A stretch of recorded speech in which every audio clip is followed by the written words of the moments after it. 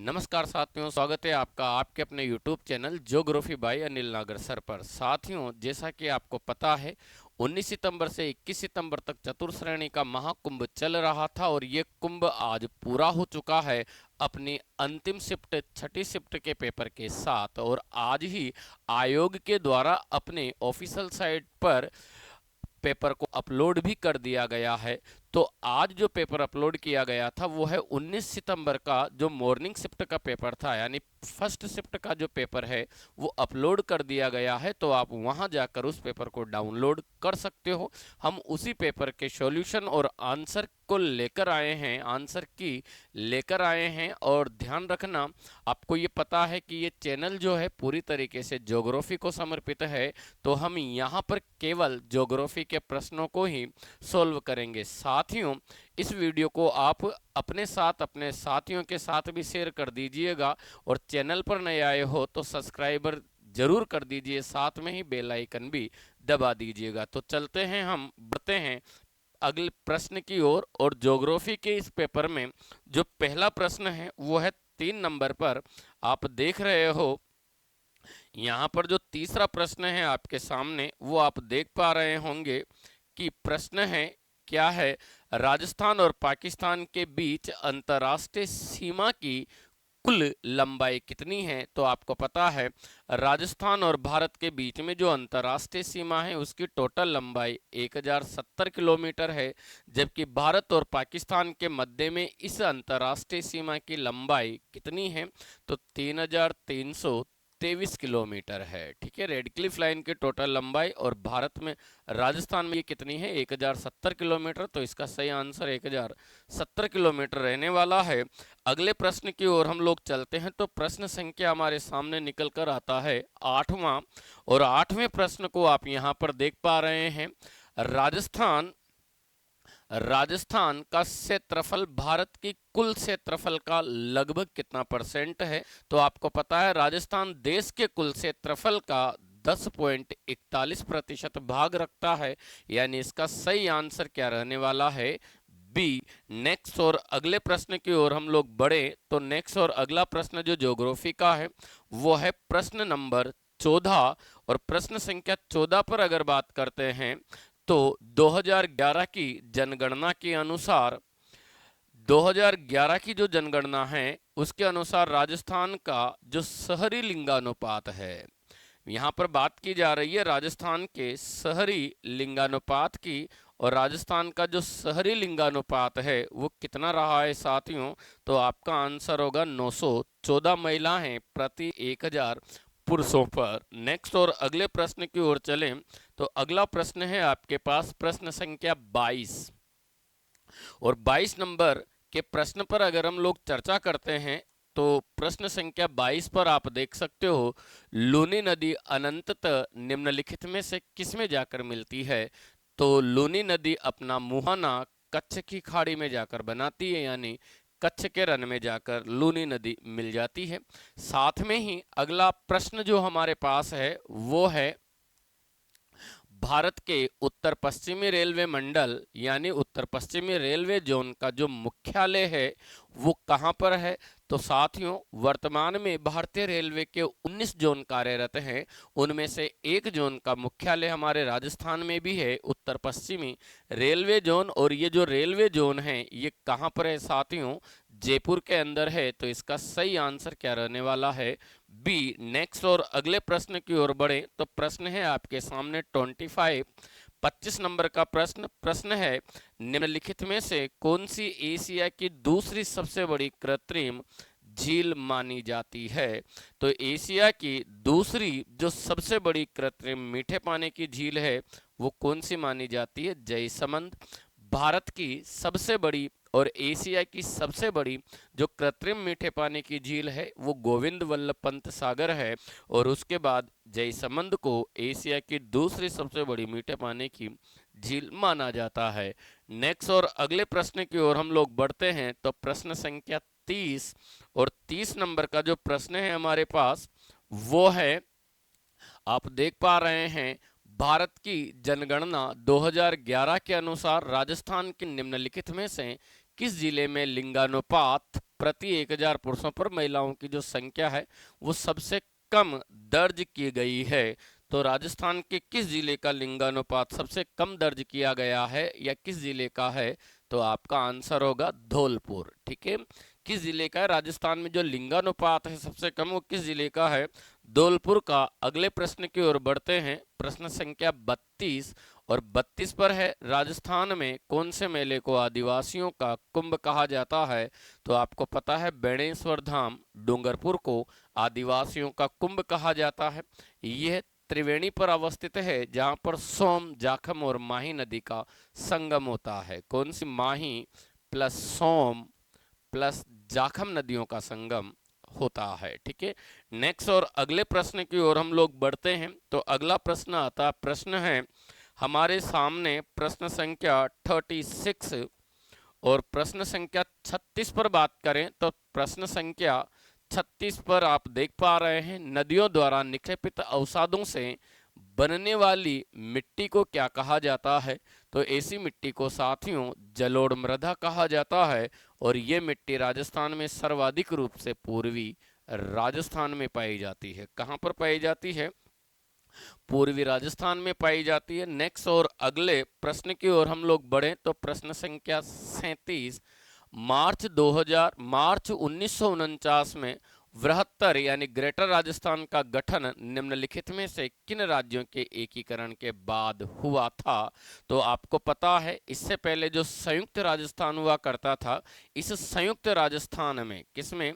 संयुक्त राजस्थान जिसमें 9 रियासतें दक्षिण पूर्वी राजस्थान की हुआ करती थी। इन 9 रियासतों में 4 बड़ी रियासतें जयपुर, जोधपुर, जैसलमेर और बीकानेर, जिसे आप ट्रिपल जे बी के नाम से जान सकते हो। ये 4 रियासतें 30 मार्च 1949 को 30 मार्च 1949 को संयुक्त राजस्थान संघ में आकर मिली थी। संयुक्त संघ में आकर मिली और इस प्रकार इन 4 रियासतें कौन सी? ट्रिपल जे बी, और इस संघ का नाम दिया गया था वृहत राजस्थान संघ। ठीक है, तो यहाँ पर सही आंसर क्या हो जाएगा? जयपुर, जोधपुर, जैसलमेर, बीकानेर जैसी रियासतें यहाँ पर आकर मिली थी। अगले प्रश्न की ओर बढ़ें तो प्रश्न संख्या 39, राजस्थान राज्य बजट 2025 के अनुसार राजस्थान में एक घड़ियाल पालन केंद्र स्थापित किया जाएगा और ये घड़ियाल पालन केंद्र कहाँ पर स्थापित करने की घोषणा की गई है इस बजट में? तो आपका आंसर हो जाएगा सवाई माधोपुर, यानी सही आंसर है इसका डी। अगले प्रश्न की ओर हम लोग बढ़ते हैं। प्रश्न संख्या आता है हमारे सामने 41 और 41 में आप देख पा रहे हैं, निम्नलिखित में से किस भारतीय राज्य में अगस्त्यमलाई बायोस्फीयर रिजर्व है? तो साथियों अगस्त्यमलाई आपको कहां पर मिलता है? केरल के अंदर मिलता है। कहां मिलता है? केरल के अंदर, यानी सही आंसर बी। और इस केरल को, अगस्त्यमलाई को यूनेस्को द्वारा विश्व विरासत में भी सम्मिलित किया गया है। आप इस बात को भी याद रख सकते हैं। अगले प्रश्न की ओर बढ़ते हैं, प्रश्न संख्या 42 और प्रश्न संख्या जो 42 है वो आप देख रहे हैं, अरावली पर्वतमाला भारत के निम्नलिखित में से किन राज्यों और केंद्र शासित प्रदेशों से होकर गुजरती है? तो अरावली राजस्थान में, दिल्ली, गुजरात और हरियाणा प्लस गुजरात, हरियाणा, राजस्थान और दिल्ली। तो यहाँ पर सही आंसर राजस्थान, दिल्ली और गुजरात है क्योंकि एमपी से नहीं गुजरती। यहाँ पर मध्य प्रदेश, यहाँ पर भी मध्य प्रदेश। तो सही आंसर हो जाएगा इसका बी। नेक्स्ट और अगले प्रश्न की ओर हम लोग बढ़ते हैं तो प्रश्न है 46, प्रश्न संख्या 46 और प्रश्न है महाराणा प्रताप हवाई अड्डा राजस्थान के किस जिले में है? तो साथियों ये डबोक उदयपुर में है। कहां पर है? डबोक उदयपुर में है। नेक्स्ट, जो राजस्थान का दूसरा अंतर्राष्ट्रीय हवाई अड्डा भी इसे कहा जाता है। और अगले प्रश्न की ओर हम बढ़ते हैं तो प्रश्न संख्या 50, राजस्थान में जल संसाधन संरक्षण के लिए अपने प्रयासों के कारण निम्नलिखित में से किस व्यक्ति को राजस्थान का जल पुरुष कहा जाता है? तो इसके लिए सही आंसर होगा साथियों राजेंद्र सिंह। राजेंद्र सिंह को राजस्थानी नहीं अपितु संपूर्ण भारत का भी क्या कहा जाता है? जल पुरुष कहा जाता है। चलिए आगे बढ़ते हैं अगले प्रश्न की ओर। और प्रश्न है हमारे सामने 51 नंबर पर। प्रश्न संख्या 51 आप देख पा रहे हैं। 2011 की जनगणना के अनुसार राजस्थान की जनसंख्या घनत्व पिछली जनगणना की तुलना में घटा है, उतना ही रहा है, बढ़ा है? तो ध्यान रखना बड़ा है। जनसंख्या जो घनत्व है वो बड़ा है। पहले राजस्थान का 2001 की जनगणना में 165 था, जो बढ़कर कितना हो गया है?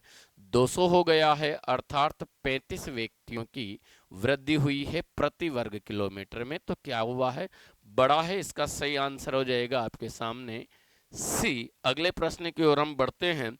तो प्रश्न संख्या 52 और 52 में है, निम्नलिखित में से कौन सी नदी गंभीर नदी की सहायक नदी है? तो गंभीर नदी की सहायक नदी यहां पर आपको कौन सी मिल जाएगी साथियों? आप देख सकते हो, काली सिंध के बारे में बात करें तो काली सिंध चंबल नदी की सहायक नदी है। सूकड़ी नदी के बारे में बात करते हैं तो सूकड़ी नदी लूनी की सहायक नदी है। किसकी सहायक नदी है? मोरेल के बारे में बात की जाए तो मोरेल बनास की सहायक नदी है। तो फाइनली आपके सामने आंसर क्या बच जाता है? मेसा नदी, या सॉरी सेसा नदी। आंसर आ जाएगा आपका बी, सेसा। अगले प्रश्न की ओर हम लोग बढ़ते हैं। प्रश्न है आपके सामने 54 नंबर पर, राजस्थान के किस शहर को घंटियों का शहर भी कहा जाता है? तो साथियों किसको बोलते हैं? झालरापाटन को। इसका सही आंसर हो जाएगा ए। नेक्स्ट और अगला प्रश्न 55 नंबर पर है, राजस्थान के निम्नलिखित में से किस क्षेत्र में क्षेत्रफल की दृष्टि से वन आवरण सबसे कम है? तो राजस्थान में सबसे कम जो वन पाए जाते हैं वो किस जिले में पाए जाते हैं? चूरू में। सही आंसर हो जाएगा आपका ए। आगे बढ़ते हैं अगले प्रश्न की ओर। प्रश्न संख्या 55 के बाद आता है आपके पास प्रश्न संख्या 56। और 56 में है, हाँ 56 है, निम्नलिखित में से कौन सा मिट्टी के क्षरण का लक्षण नहीं है? तो अधिक मृदा लवणता, मृदा अपरदन में बढ़ोतरी, उच्च रासायनिक विषाक्तता और अधिक ह्यूमस की मात्रा। तो इसके लिए सही आंसर है डी, ह्यूमस की मात्रा। साथियों ध्यान रखना, मिट्टी के अंदर ह्यूमस की जो मात्रा बढ़ती है वो अपरदन का लक्षण नहीं है। ध्यान रखना, मृदा क्षरण का लक्षण नहीं है, अपितु ह्यूमस की मात्रा बढ़ने से तो मिट्टी उपजाऊ होती है। यह ह्यूमस की मात्रा इसमें सड़ी गली वस्तुओं और इनके मिलने से होता है। नेक्स्ट और अगले प्रश्न पर बात करें तो प्रश्न संख्या 57 है, सिद्धमुख नौहर परियोजना राजस्थान के कौन से जिलों को लाभान्वित करती है? तो इसका सही आंसर हनुमानगढ़ और चूरू होगा। साथियों इससे हनुमानगढ़ की 2 तहसीलें लाभान्वित होती है, नौहर और भादरा। नौहर तहसील और भादरा तहसील। वहीं चूरू जिले की भी 2 तहसीलें लाभान्वित होती है, राजगढ़ और लालपुर। ठीक है, आगे बढ़ते हैं। इसके बाद में अगला जो प्रश्न है हमारे पास वो है प्रश्न संख्या 60। और 60 है, निम्नलिखित में से कौन सी सूखी पत्तियों के निपटान की सबसे पर्यावरणीय अनुकूल विधि है? खाद बनाना, जलाना, प्लास्टिक की थैलियों में भरकर कचरे के डिब्बे में फेंकना या नदी में फेंकना। तो इसके लिए सही आंसर क्या हो जाएगा? खाद बनाना। अगले प्रश्न की ओर हम लोग बढ़ते हैं। तो प्रश्न है आपके सामने 101 नंबर पर। और प्रश्न जो आपको मिलने वाला है 101 नंबर पर वो आप देख पा रहे हैं। प्रश्न है, देखो, भारत की जनगणना 2011 के अनुसार, यार इसने हद मचा दी जनगणना की, इतने सारे प्रश्न एक ही एग्जाम, एक ही चैप्टर मिला था क्या इनको सारे पूरी ज्योग्राफी में? चलिए, भारत की जनगणना 2011 के अनुसार दिए गए विकल्पों में से राजस्थान के निम्नलिखित जिलों में से किस जिले में साक्षरता दर सबसे अधिक रही है? तो साथियों यहां पर सही आंसर हो जाएगा सीकर। राजस्थान में साक्षरता दर के बारे में बात करें तो राजस्थान में फर्स्ट पोजीशन पर रहा है कोटा, दूसरी पोजीशन पर आता है जयपुर, तीसरी पोजीशन पर जो जिला आता है वो आ जाता है झुंझुनू। क्या आता है? तो इसके लिए जो सही आंसर होने वाला है वो क्या हो जाएगी? विकल्प में राजस्थान जिलों में किसमें साक्षरता सबसे दर अधिक रही है? तो इसके लिए सही आंसर झुंझुनू हो जाएगा, क्योंकि झुंझुनू के बाद में सीकर का स्थान आता है और सीकर के बाद में अलवर का स्थान आता है। किसका आता है? तो यहाँ पर सर्वाधिक जो जिला यहाँ पर साक्षरता दर वाला मिलने वाला है वो कौन सा हो जाएगा? झुंझुनू। नेक्स्ट और अगले प्रश्न की ओर हम लोग बढ़ते हैं। तो प्रश्न संख्या 103, निम्नलिखित में से कौन सा फूल राजस्थान का राज्य पुष्प कहलाता है? रोईड़ा का। Answer A. अगला प्रश्न है 104, राजस्थान बजट 2025-26 के अनुसार मक्का के लिए उत्कृष्टता केंद्र राजस्थान के किस शहर में स्थापित किया जाएगा? तो बांसवाड़ा में। ध्यान रखना कहां पर स्थापित करने की घोषणा की गई है? बांसवाड़ा में। इसके लिए सही आंसर होने वाला है डी। क्या होने वाला है? डी। ठीक है, चलिएगा आगे बढ़ते हैं अगले प्रश्न की ओर। और प्रश्न है हमारे सामने प्रश्न संख्या 109। और 109 क्या बोलता है आपसे? प्रश्न संख्या 109, सीता माता वन्य जीव अभ्यारण्य कहां पर है? आप जानते हो प्रतापगढ़ और चित्तौड़गढ़ के अंदर है। अगला प्रश्न जो है, बस यही थे साथियों, ये थे राजस्थान ज्योग्राफी के प्रश्न और उनके सही आंसर आपने जाने हैं। साथियों वीडियो पसंद आया है तो लाइक करें, शेयर करें और अपने सब्सक्राइब करें। अपने साथियों के साथ इसे जरूर शेयर करें। और आप का लाइक मुझे एक अलग प्रकार के, अलग लेवल की ऊर्जा देगा। इसी प्रकार के वीडियो में आपको लाता रहूँगा। ठीक है, तो इस वीडियो को आप जल्दी से जल्दी अपने साथियों के साथ शेयर कर दीजिएगा। धन्यवाद। शुभ रात्रि।